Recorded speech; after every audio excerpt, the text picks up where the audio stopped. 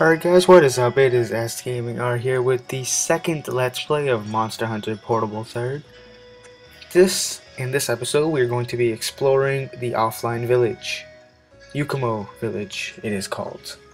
Although, there's officially no English name, as Capcom's been a lazy fat fuck. Excuse my English, what I meant to say is that the company has been too lazy to make an English version, so I'm playing in freaking Japanese like a boss. Anyway, here, I go around because we've just exited that building with the bathtub previous episode. That building is called the Offline and Online Gathering Hall. And that's where you can initiate quests, the Gathering Hall quests. And this lady I'm talking to right now is the lady where you where you can do village quests. So yes, the Gathering Hall is offline village quests. Offline quest, and then the village quest has its own quest, which are given to you by the village chief, which is that lady sitting on the bench. As you saw, she gave us 1,500 Z, which is the currency in this game. And now there's shops here, as you can see, selling all types of things, such as herbs, potions, antidotes, whetstones, which are used to sharpen your weapons when they get a little dull. Cool drinks, hot drinks. It's a very RPG type game, as you may have noticed. Obviously, considering it is an RPG. Now, I'll just tell you something, most of the dialogue is in Japanese, but everything else, like the actually important things we need to know, are all in English. The story in Monster Hunter games is never really good. It's all the hunting that really matters. In fact, there really isn't that much of a story. Monster Hunter 3, actually, the game on the Wii, had somewhat of a story.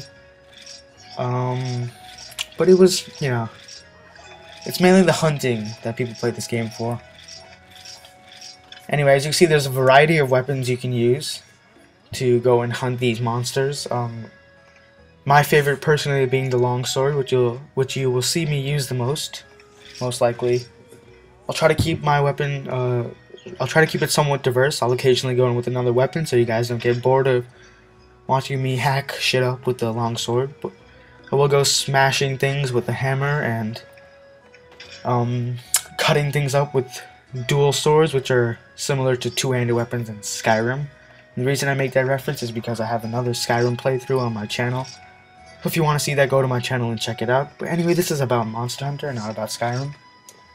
As you'll also see, I have this OCD kind of thing where I have to sort everything just by hitting select on the PSP and then selecting. I don't know why, it's just something I developed since the first Monster Hunter game. Like, everything in my inventory and the item box needs to be sorted.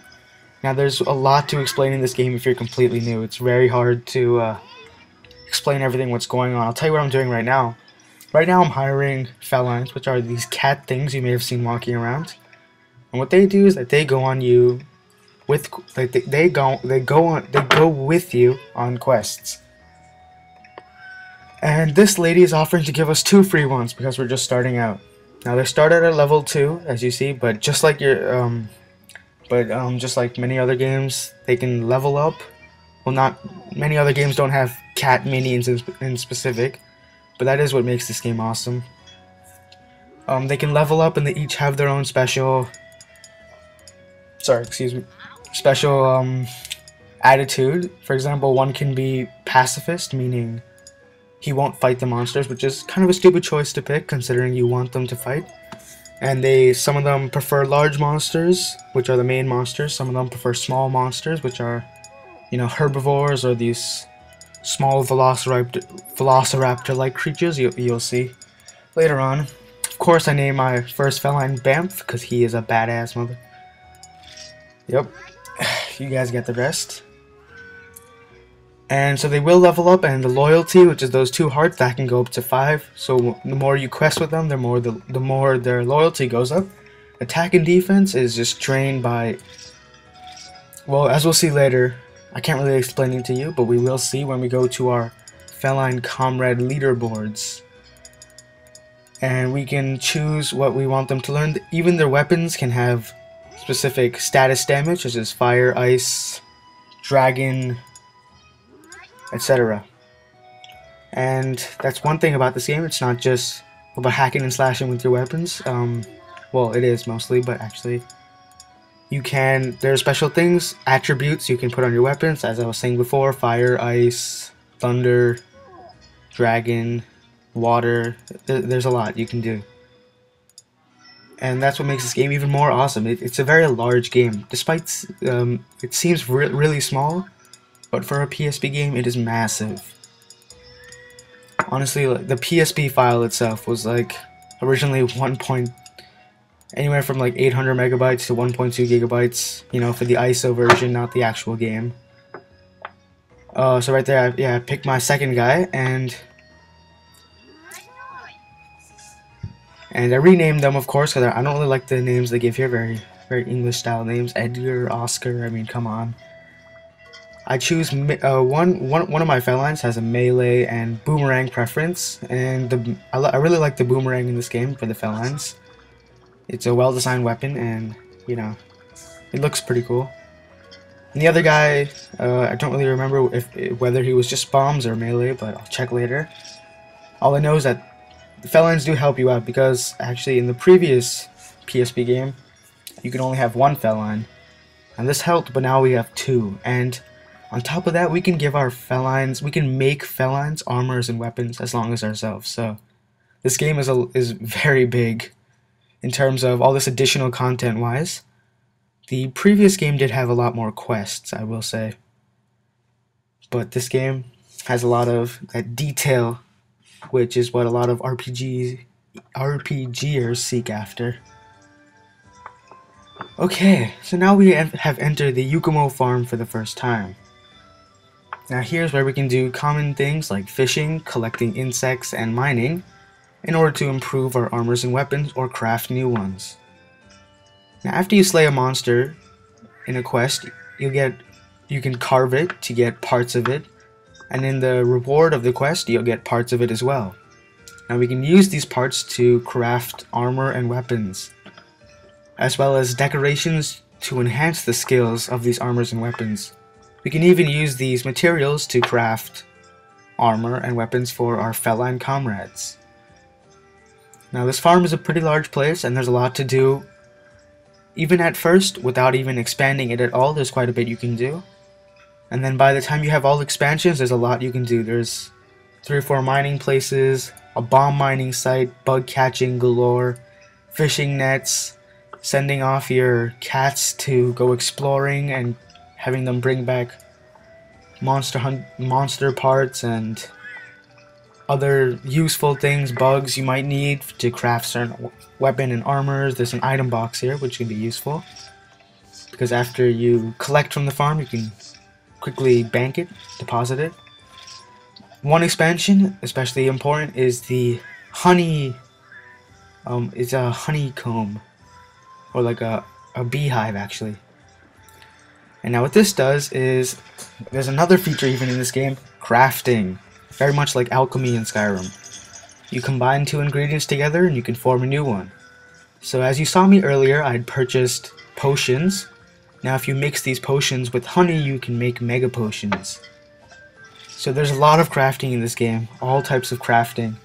Most of the crafting is for crafting bowgun ammo. So there is bowguns in this game, which symbolize, like, you know, actual fire-powered guns. And there's different types of ammo, such as piercing ammo, pellet ammo, and even attribute ammo, such as fire, ice, thunder, dragon, etc. There's me mining in that crack over there. And ores in this game are extremely useful, especially at a point where I'm not that deep into the game. Just kind of starting out and towards the middle, ores are very important for crafting. Crafting especially. With combining, not so much. By crafting, when I refer to crafting, I'll refer to making weapons and armor. And then when I say combining, I'll refer to combining 2 things to make a certain item. You can't combine armors, which is unfortunate, but you know, it makes sense. And you can't combine everything. Obviously things are not going to work. Here's the comrade feline leaderboard thing I was talking about. As you can see, I'm choosing what I want them to do. For example, Bamf is doing martial arts, and Baus is doing endurance. Endurance increases the defense. Every quest it'll increase the defense by 1 or 2, I don't exactly remember. And martial arts increases the attack.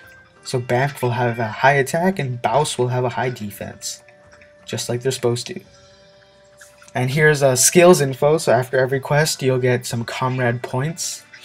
And the higher the level, the more skills you unlock, and skills can be really good, such as setting down shock traps, and when monsters go into shock traps, most of them get trapped in them, and they can't do anything, which gives you free time to hit them, making the felines extremely useful, especially when you have 2. Another really useful skill, which you unlock when your felines get to a high level, is True Health Flute. And what this does is when that feline randomly blows the flute, completely random, it's not scripted, he'll blow it whenever you're in the quest. Actually, he'll blow it whenever he feels like it, and when your health is low. For example, if you ran out of potions or something. And what this will do is heal your health very well. Especially as I said before, 2 felines. This is something I love that Capcom incorporated into this game, the whole feline thing. As lame as it may sound, it's actually quite useful. And what's even greater is that what I was talking about before about the offline and online gathering hall. So the online is with connecting with your friends to play online and hunt with them other monsters. Now you can't go farming with them because the whole village is offline. It's just the online gathering hall you'll be able to see them. So you guys can't be in like seeing each other outside the gathering hall. And what even sucks is that the PSP it's not Wi-Fi supported, where the PSP 1000 through 3000 at least only will LAN supported. So there is no Wi-Fi online play. It's only for people who are standing within 30 feet of you. And this is obviously really tough because this raises the question, like, am I going to have any friends playing this game? And even in Japan, they have like places designated where people go together to play this game. But none of us live in Japan because we wouldn't be listening to an English version commentary of this game and an English hacked game because you'd be able to understand Japanese. However, some Japanese people, of course, have come up with a brilliant invention. On the PS3, it's considered a game called Ad Hoc Party. This allows you to connect with other PSP users from all around the world and be able to play this game together. So this is really awesome, and this isn't illegal. This is supported by Capcom. Capcom knows about this and they support it, etc. So we're inside our house for the first time, and this is the only place where you can change equipment because although there are other item boxes such as in the farm, this is the only place where there is the equipment box as well as item box. So this is where you change your equipment. Don't worry, you won't see me in this weird armor the whole time. This is just starting out armor. Just like in all Monster Hunter games, there's always a starting out armor, depending on the region. So this is a spring type game, so this is very light clothing. Anyway, this was Exploring Yukumo Village. I hope you guys enjoyed it. Please like the video if you liked it. And next video, join me for the 3rd episode of Let's Play Monster Hunter Portable 3rd. Just a quick side note. I know there's so much to talk about, and I probably forgot a couple things which I was talking about and then managed to find myself onto a new topic. Because there's so much to talk about and not enough little time, because for describing this kind of game is like trying to describe Skyrim. You can't just describe it, you have to play it to understand. However, getting this game in English is nowhere near as easy as just going out to the store and buying Skyrim. This game took me over 7 hours to get, and so yeah, if you guys want to do this, private message me and I'll tell you all the info. You have to have a certain type of thing and everything. It's a whole big mess. Anyway, yes, that's all I wanted to say. Next video we'll be doing our first quest, and please join me then.